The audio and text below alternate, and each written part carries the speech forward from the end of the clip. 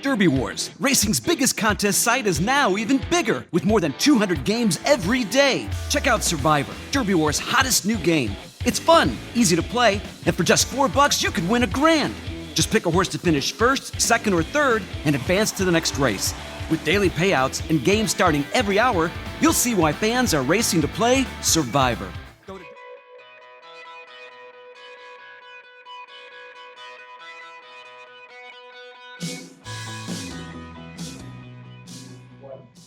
Welcome to another edition of HorseCenter, everyone. I am Brian Zipsy, and as always, I have the great pleasure of being joined by my co-host to the East Coast. That's Matt Schiffman.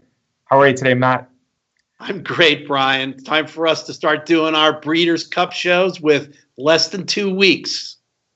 2 weeks from today, to be specific, Matt, we'll be at Santa Anita for Breeders' Cup Day 1, Friday, November 4. I can't tell you how much I'm looking forward to it. But before we get to Breeders' Cup, we've got a lot of things going on. Of course, next Wednesday is when pre-entries are announced. We'll have a Wednesday show next week, Matt, where we can dive in to all those wonderful pre-entries. But before that, we're going to talk about some big decisions that are made and being made as far as who's in the Breeders' Cup and who's in what race.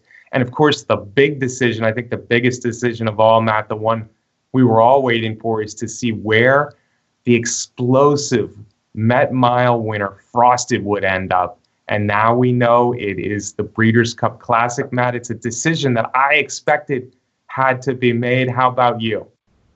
Yeah, no doubt, my friend. It was the decision that had to be made. Godolphin and Kieran McLaughlin, all the connections of Frosted have said that, with the dirt mile at Santa Anita being being 2 turns with the short run to the first turn, and the competition, the status of the Classic, they felt it was the only decision that they could make. If the Breeders' Cup was at a different track where it was a 1-turn mile, I don't know if it would have been such an easy decision. Yeah, I'm not really buying that too much, frankly, Matt. I think Frosted is one of the top 2 dirt horses in the world. That's my opinion. And the fact that the Classic is $6 million and the Breeders' Cup Dirt Mile is a paltry $1 million. I think the decision had to be made this way. I don't think Godolphin Sheikh Mohammed was ever going to go any way but the biggest with such a good racehorse. Frankly, people are jumping on 2 things. I think the Met Mile was stupendous. It was the biggest winning margin in over 100 years of the Met Mile. It was the fastest Met Mile in over 100 years. It was the lowest Thorograph figure ever in the history of Thorograph. Was the highest buyer in 9 years. All those things point to it just being an out-of-this-world race. But Frosted has run a lot of good races. Don't forget, he set a track record this year at Maidan at 1 3/16. Matt, I'll go one farther. At 1.5 miles, he's run the second fastest Belmont Stakes in the last 7 editions of the Belmont Stakes. I know he hasn't won at 1.25 miles or up, but he's run some very good races, including the Kentucky Derby and the Travers. I have no problem with him going 10 furlongs at Santa Anita. I'm feeling all chilly and frosted right now, Brian, after that amazing endorsement by Frosted's #1 fan. I do want to interject one thing about the dirt mile discussion, that in all these conversations about where Frosted was going to go, I really didn't appreciate all the comments I saw that demeaned the dirt mile and the winners of the dirt mile. I'm sorry. I think the dirt mile has had some really neat winners. I thought last year's winner, Liam's Map, and the performance he put in was spectacular. And we go back to that before with Golden Sense. I like the dirt mile. And okay, Frosted's going to the Classic. I like the dirt mile. Dirt Mile's a good race, and I agree with you. There have been a lot of good horses to run in the Dirt Mile and a lot of very good horses, especially recently, to win the Dirt Mile. It is not the big one, though, Matt, and that's what we're talking about. We're talking about one of the big horses in America. We're talking about one of the big ownership outfits in the world wanting to go for the big one, and this is the big one. I think the dirt mile is a race for horses that probably are either stigmatized by not being able to get 10 furlongs. My contention, unlike it seems like the popular view now, is that Frosted can get 10 furlongs, or just a cut below the Breeders' Cup Classic horses. This year is kind of interesting with some of the best horses considering the dirt mile. I never once thought Frosted was going to end up in the dirt mile. I don't care if it was 1 turn, 2 turns, or 3 turns. But there's another very good horse that is going to end up in the dirt mile. Frosted going to the Classic, I like it. I think he's got a chance in there, despite how good California Chrome is now. But Dortmund is another horse who probably is among the best in the world, Matt. I think you'd agree with that, right? Yeah, absolutely. And Connections there also had a tough decision, and they've opted to go to the dirt mile, and they've decided they've had enough of battling California Chrome on the heels of battling American Pharaoh, and they'd like to win a Breeders' Cup race, and I appreciate that their decision that it's okay with them to try and win the dirt mile. Yeah, the dirt mile, I think, is a very good, while I was against it for Frosted, I think it's a very good choice for Dortmund, and there are a lot of reasons. So we agreed to a point. I think I like Frosted a lot more than you, as I always have. But I think we agreed that Frosted is going in the right race by choosing the Classic. Dortmund, on the other hand, who is another one of our top horses in the country, we both agree that maybe the dirt mile, which is where he's going, is the right choice. Now, part of that, I think, there's a couple big factors here. First, Dortmund has never won a race longer than 9 furlongs. Frosted has. Frosted has a little bit more good quality experience, albeit in losses for the most part, more than 9 furlongs than Dortmund. Dortmund has never really come close to either American Pharaoh or California Chrome at 1.25 miles. But I think a couple factors here we're dealing with are the connections. Bob Baffert certainly has other options, good-looking 10 furlong options in Arrowgate and Opportunity. But also the fact that, 3 straight races against Chrome. Frosted deserves another chance at California Chrome. His only loss to Chrome was in the Dubai World Cup, half a world away. Dortmund, 3 straight times California Chrome has gotten the better of him, although the 1/16 race was the closest. Yeah, and my last comment is that I'm happy that Frosted is going to be in the Classic because it makes the Classic a lot more interesting race. Last year the Classic was interesting because it was American Pharaoh, but it was not a particularly great field. And if we don't have Frosted in the Classic this year, once again, it wasn't necessarily going to be a particularly great field, but Frosted lifts the Classic way up now and makes it the kind of race that should be closing the Breeders' Cup with a really, really strong field and an interesting race. I agree with you, Matt. The Kentucky Derby is the most prestigious race in America, but the Breeders' Cup Classic should be really the best race in America. It's the World Championships at the end of the year. It's the biggest of the Breeders' Cup races. So it's good. Yeah, Frosted adds to what it looks like a tougher race now. Frosted's better at 4 than he was at 3. Arrowgate certainly is an interesting horse off his Travers win. Melatonin's had great history at 10 furlongs in California this year. Opportunity throwing a few others, Shaman Ghost, FNX. And the Classic looks like a stronger competition race for California Chrome this year than it was for American Pharaoh last year. Let's get back to Dortmund for a second. Is he the horse to beat now that he's chosen to go the opposite way and go for the dirt mile rather than the Classic? He is certainly the horse to beat. He will be a deserving favorite in the race. I do question some of the things I've been seeing people saying that now the dirt mile is a free space. Now the dirt mile is an automatic single. I don't think I'd go quite that far. I like Dortmund, a lot of talent, but again, some of the things we talked about with the configuration and the short run to the first turn and post position, there are a lot of factors and the rest of the field that make the dirt mile, in my view, not a free space for Dortmund. Again, I agree with you. I think Dortmund is the one to beat. Now that we know Frosted's going to the Classic, I think Dortmund is the one to beat. And we only have to look back to that San Diego handicap where him and California Chrome really did battle down the entire stretch. That was the closest of their three meetings, obviously, and it was the shortest of their three meetings. That was 1:16. Dortmund does have a lot of good experience around two turns, shorter two turns races such as this. Good experience at Santa Anita. So he's a deserving favorite, but there's going to be good horses in the dirt mile. It doesn't look like it's going to be a short field. We're going to talk about some more of those horses, but we both have Dortmund as the one to beat, but maybe not a sure thing. And one of the reasons, Matt, that I don't have Dortmund, while I think it is a good decision he ended up in the dirt mile, I don't have him as a sure thing. One of the reasons is a horse named Runhappy, and I think Runhappy, people have jumped off that bandwagon so quickly with his one loss here at Churchill Downs in the ACAC where he faded to fourth. My head is spinning, Matt, from the amount of people jumping off that bandwagon.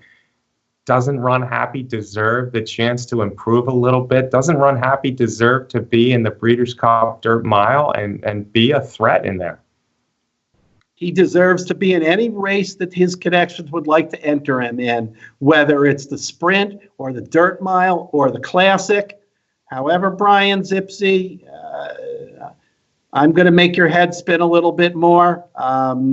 And personally, I didn't love his performance on the comeback, but I really didn't like his recent workout, of which I saw a video.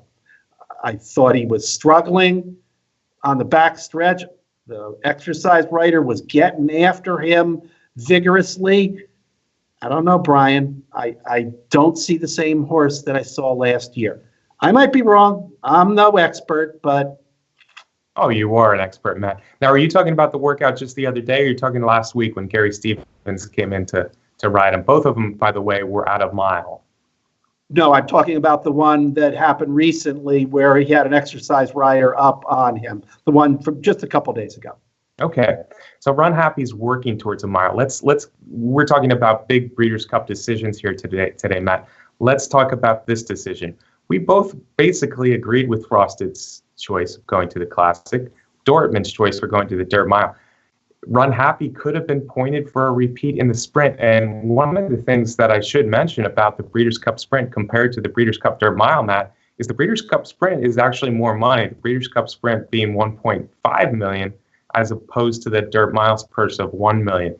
Now, obviously, Runhappy's connections feel like they have a horse that can stretch out. They want to prove it. They're determined to prove it, whether people believe that he's able to run a two-turn race at a mile or 9 furlongs.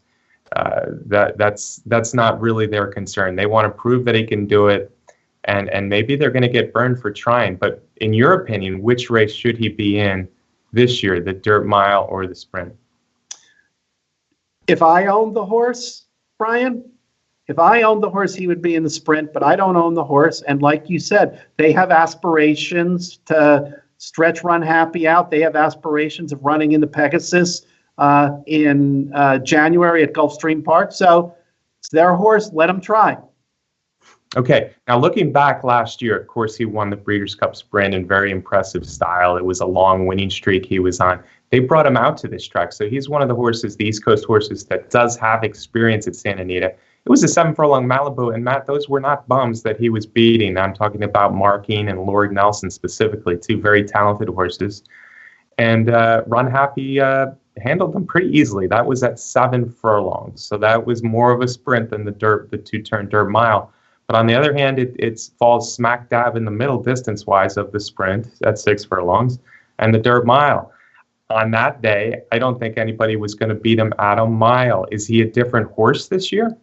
That's my concern, Brian. And I agree with what you said. The way he ran, and we've seen him run so strong at 7 furlongs. The horse last year, I would be far more enthusiastic about the dirt mile. I just have in my head that maybe with the problems he's had with the bruises and such, that maybe he just is not back to being the horse that he was. Maybe he will be by 2 weeks, but that's my feeling.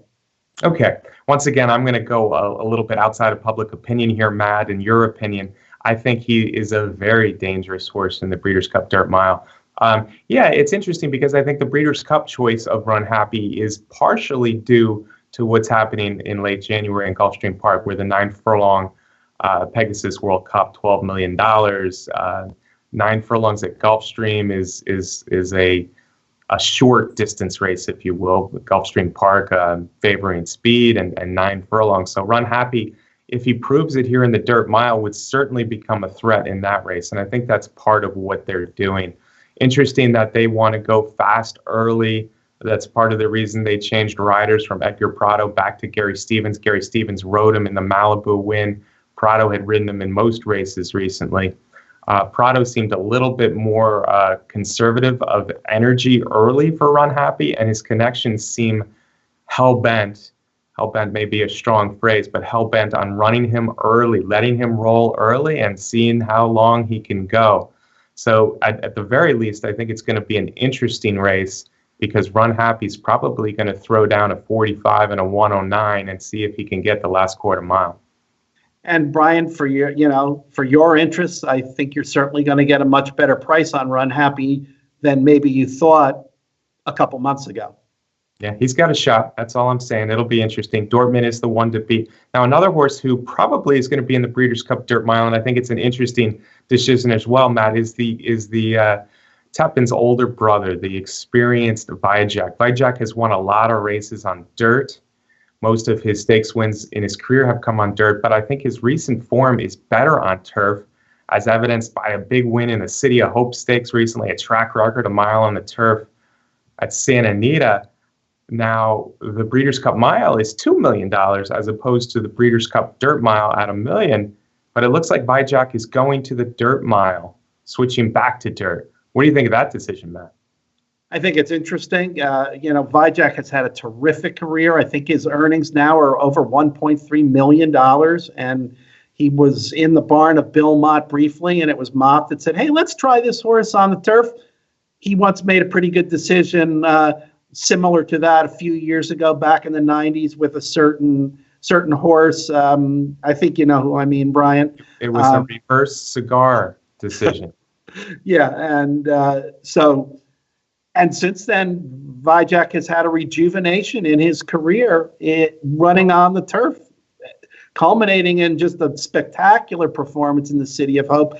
But then again, this turf mile is shaping up to be one super, super contentious field, maybe a bit over Vijak's head. So, yeah, give a shot at the Dirt Mile. Is the Dirt Mile easier than the Turf Mile? At this point, I would say yes. I agree, Matt. I think so too. And we should remind people that Vijak did run on dirt out in California. He kind of chased masochistic around at 7 furlongs. So he's not without some recent dirt form. But it's an interesting decision. I think we also have to mention the barn again because Phil D'Amato also trains. Obviously, who Vijak beat, although there were very fast fractions in that City of Hope, obviously was one of the horses that Vijak beat. Didn't beat him by a lot. Obviously, Matt has run in the Breeders' Cup Mile 4 consecutive years. I think they've toyed with trying the turf sprint, but I think they're going for the turf mile again. It'll be his 5th straight. He's never done better than 3rd, but I think obviously making a 5th run in the Breeders' Cup Mile has an effect on where Vijak's going, and that's why he's probably more likely for the dirt. Yep, no doubt, Brian. Okay, now speaking of the Breeders' Cup Mile, that is the turf mile. I think that it's interesting that some of the best turf fillies in America, best turf females in America, Matt, are not necessarily pointing for the Filly Mare Turf. Don't get me wrong, it's not going to be an easy spot for Lady Eli, whether it be her stablemate C. Khaleesi or whether it be some good Europeans coming over. Perhaps we'll see Seventh Heaven from the Aidan O'Brien barn. But a lot of the best turf females are not running in the Filly Mare Turf. 2, namely, that are running in the Turf Mile. The mile, the 2 million mile, will be the defending champion Tepin, coming off her first loss in a long time. And then there's Miss Temple City. Miss Temple City has never run farther than 9. She hasn't won at 9. She's bred on one side to get a distance. Temple City was a real distance horse. On the other side, she's got kind of a sprinty breeding. Are they doing the right thing by running in the mile and not trying to stretch her out to a mile and a quarter against her own gender, Matt?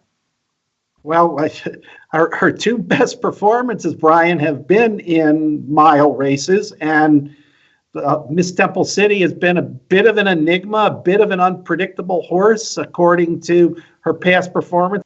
Even trainer Graham Motion had to be convinced by the folks in the barn to run Miss Temple City in the Shadwell Mile. She's done her best racing at a mile, and both times beating the guys. So I say go for it again, even though it's a super tough field. Let's see what she does. Yeah, she's one I've always liked, Matt. And even in just about all of her losses, she runs well. But she had been losing a lot. And other than Keeneland, those two races at Keeneland, we're talking about the Makers 46 mile in the spring. And then, of course, the Shadwell mile more recently. She beat the boys. So, yeah, it makes sense that she'll be in the mile. She kind of avoided tap-in in both of those races. I think that's why she ended up in those grade 1 races against the boys at Keeneland. She won both of them. Makes sense. She got a free ride to the Breeders' Cup Mile. 10 furlongs might not be her game, although I'm not 100% convinced of that. Both of these races we're talking about now, the Filly Mare Turf and the Breeders' Cup Mile, are $2 million races. So I guess keep her at her best distance. And this, we should point out, Matt, this is a race where fillies have a rich and successful history. If you look back, fillies have really done very well in the Breeders' Cup Mile. Yeah, they certainly have. And you know, and to Miss Temple City's credit, you know, she's been running in super tough races all along. So, you know, it's not like she's found any soft spots to put together a winning streak. So, hey, give them credit for going after the boys and the big races. And, you know, and I think the wild card the whole Breeders' Cup weekend is going to be that new turf course at Santa Anita. Good point. And the firm turf, the turf that's supposed to be a little bit more like a putting green than some longer American courses or certainly any European turf courses, will have an effect in these turf races. And that's one of the reasons that we may still see Found, the defending champion, talking about good mares going in races other than the Filly and Mare Turf. Found is probably 50-50. We don't know what way Aidan O'Brien's going to go. She's already had 2 tough races this year, having won the Arc having won the Arc in France, of course, probably the biggest turf race in the world, before running second to the super 3-year-old Almanzor in the Champions Stakes last time at Ascot. Now, that would seem like a lot to come over to the Breeders' Cup, get the firm turf that she loves in the Breeders' Cup turf, but a third race within basically a month would seem tough. But remember last year, Matt, she was beaten in the Arc, she was beaten in the Champions Stakes, and then she came over and won the Breeders' Cup turf. Yeah, that triple race is not an uncommon thing for Aidan O'Brien. He's done it before. He's done it with other horses besides Found. So, you know, if she's fit and if she's ready, who knows? Maybe she'll come. And if she comes, I think she's one of the ones to beat. So while Found is basically up to Aidan O'Brien, whether he brings her again for a defense of the Breeders' Cup Turf Crown or he goes with one of his others, that's certainly his decision to make. We'd be happy to have her in the Breeders' Cup Turf if she goes. Miss Temple City, Matt, I think we both agreed the Breeders' Cup Mile is a good spot for her. Frosted, we like the classic decision. Dortmund, I think we both like the Dirt Mile decision for him.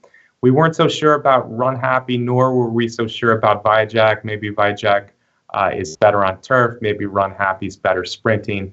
But we both saw the reasons why the connections are doing what they're doing. Very interesting stuff, Matt, as we move to Breeders' Cup. I should say, folks, we are going to have a huge edition of HorseCenter, an exciting, a fun, maybe the most fun we have all year on HorseCenter when the Breeders' Cup pre-entries come out Wednesday afternoon. Matt and I are going to jump right on here at HorseCenter next week to talk about all the things we see within those races. Matt, you're pretty excited about that, aren't you? Nothing like the day when the pre-entries come out and printing out those huge past performances and getting organized and getting the first look at the field and seeing what other interesting decisions trainers make when they put their horses in the entry box on Monday, but the announcement doesn't come until Wednesday. Yeah, those first preferences, those second preferences are always interesting. Who gets in? Some will be left out of the races they want to get in, so the decisions will be made for them. But those lifetime past performances, Matt, for the Breeders' Cup, well over 100 horses. I'm with you. It's going to be fun. So we hope you come right back here next week for another edition of HorseCenter. In the meantime, I hope you enjoyed this edition where we were talking about some of the biggest decisions that have been made or still being made for the Breeders' Cup. Folks, as always, thanks for watching. And as always, we're brought to you by the best contest site out there, Derby Wars. Parting shots, Mr. Schiffman. As always, I want to thank our producer, Brett Workman. The Hitman is here with me. Yes. Thank you, folks. We'll see you next week. Have a great week.